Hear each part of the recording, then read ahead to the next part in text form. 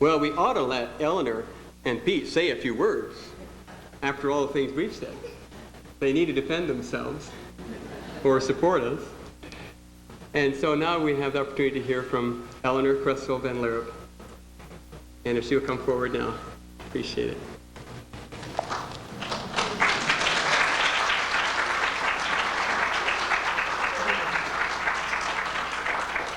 Notice they said brief remarks. They know me too well. Anyway, I was going to bring a prop with me and I forgot it. I was going to have a nickel to show you, to ask you what that was. And that was the price that Peter paid for me on one of our first dates.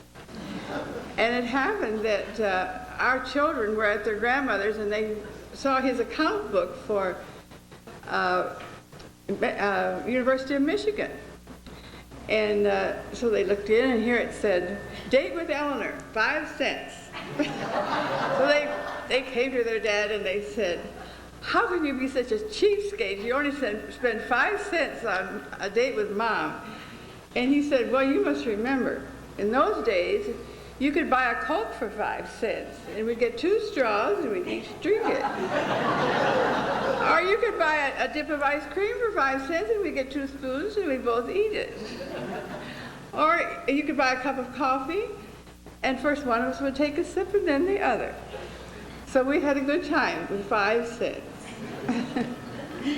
Well, I wanted just to tell you a little bit about each one of my children, because you've seen them today, but I'd like you to know them a little bit better. Starting out with Peter, my first one. My husband was in seminary, we lived just next door in what they called the Boggs Mansion of apartments. And some of the professors would give their keys to my husband and say, why don't you take your family for a spin in the car?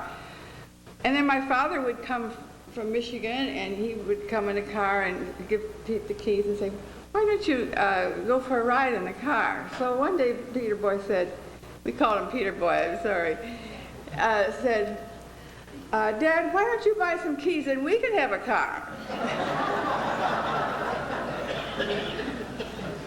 Well, Peter is our organization man. I remember on our way home from Korea one time, we went through Europe, and his father thought he'd give him responsibility, and he could be the financial manager of the whole tour. And he took his job very seriously. And so he had allotted how much money each person could spend in Italy and in France and in Belgium, in Holland.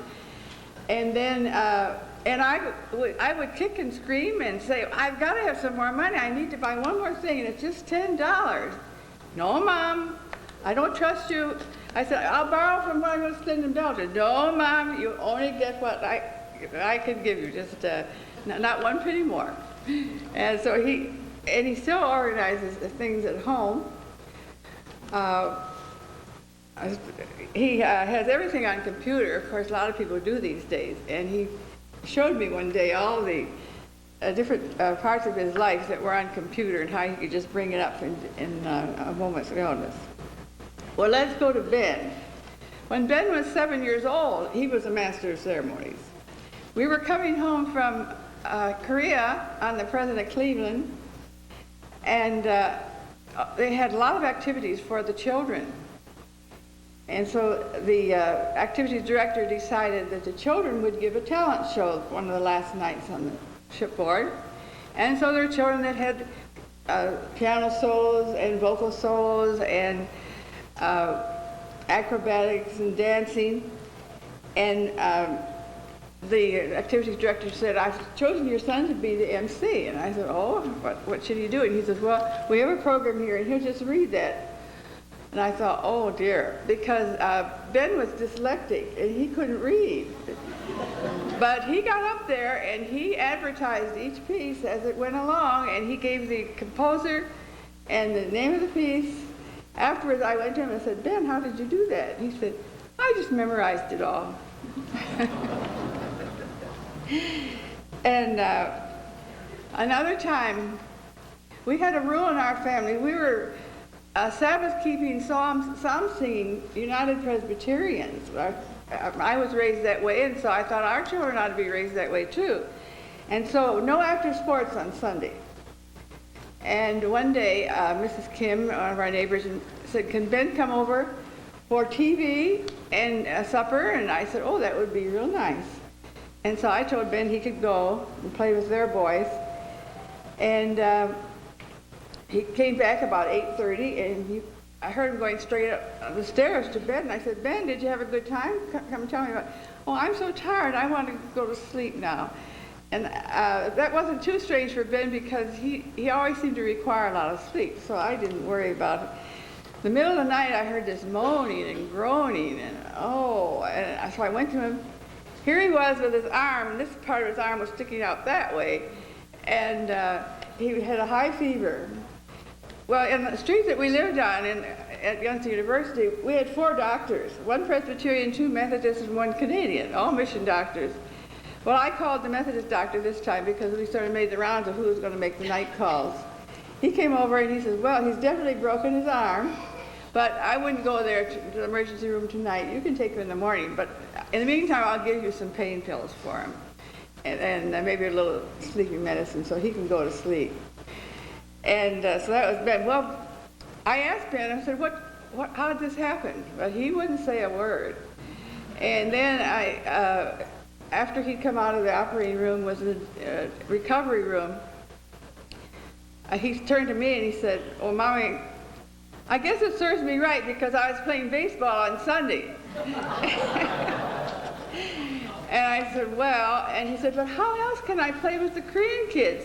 They go to school from 7:30 in the morning till 7:30 at night, 6 days a week. They only have Sunday to play baseball and basketball and football."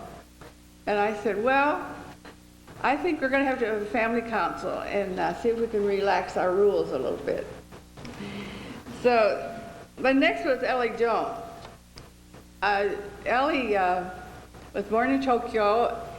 And I remember one day I was sitting in the living room knitting a very intricate pattern, and my ball of yarn rolled out on the floor, and I said, "Ellie Jones, could you please bring that to me?" And she brought it, but then she just stood by me where I was sitting, and I didn't know what was the matter. And finally she said, "She's such a darling."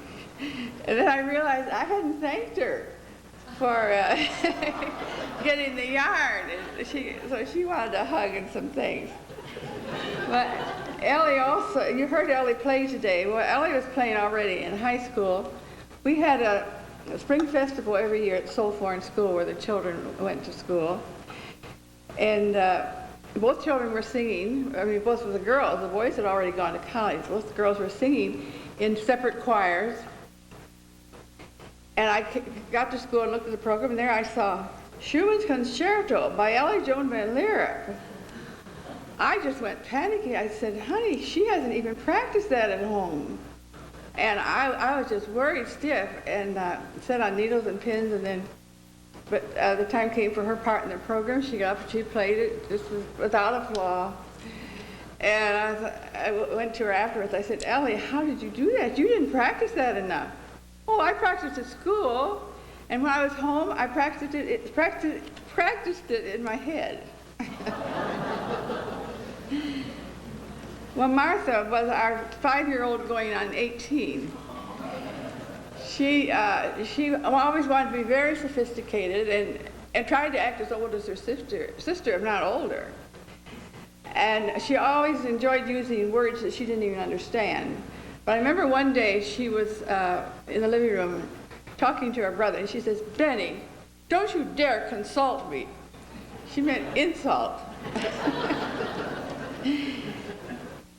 Well, Martha had a little trouble accepting a new sibling in the family when we talked about adopting a little girl.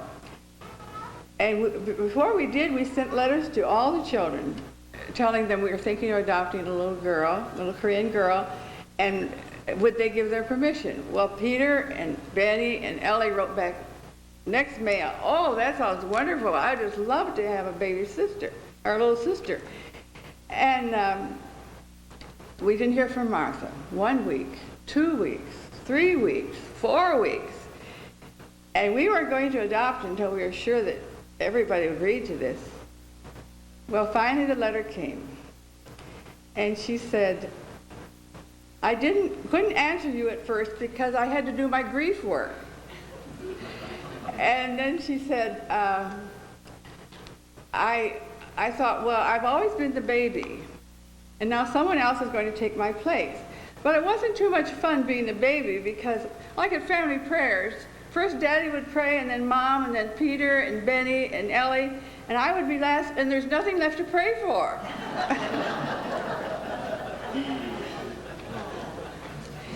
Then Andrea, we told you about her, and I can't tell you the long story about why and how we adopted her, but it was all a very miraculous story, and we think that we did this a beautiful thing, that the Lord did a beautiful thing for us when he gave her to us.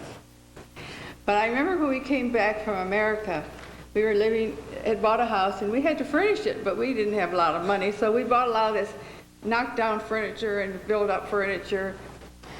And Pete would come in with it and put it on the family room floor and go out to look for his tools. Well, while he was gone, she'd look at it and go. When he came back, she had it all together. And she had never seen some of these things before in her life. But we knew, even before we adopted her, that she was very clever. Another thing happened that was interesting, very meaningful. Peter came home to begin a counseling center in Chicago for another denomination. And after 2 years, they decided they were going to fold up the counseling center. Well, that was like pulling out the rug from under him, and the family had a lot of discussion on that. This is really terrible. But they didn't seem to rescind, so they called a farewell meeting for us to come, and they would thank us for our services, thank him. And I remember Andrew was only about 12 years old and didn't even speak English very well then. But after a lot of people had given speeches, she stood up and she said, "Can I say something?"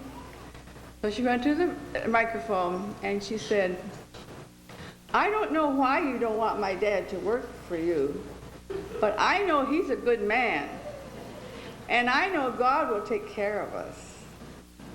That was it. Well, I could go on and tell you about our 9 grandchildren and our 1 great-grandchild, but I'll save that for our 75th wedding anniversary.